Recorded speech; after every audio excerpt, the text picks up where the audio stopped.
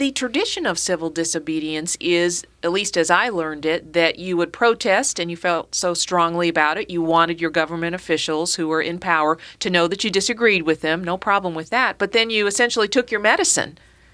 Why are they fighting this? Well, that's a very good question. That's why they're continuing to fight it and claim it's civil disobedience, because you're right. I mean, Dr. Martin Luther King Jr. actually, after all, wrote his letter from the Birmingham jail. Right. So he was protesting the situation dealing with racism and civil rights policy, and he did so while he was incarcerated. Now, in this case, what has happened is that a number of the protesters have been offered the opportunity to take a plea bargain to agree to do some sort of community service or something like that and not go to trial.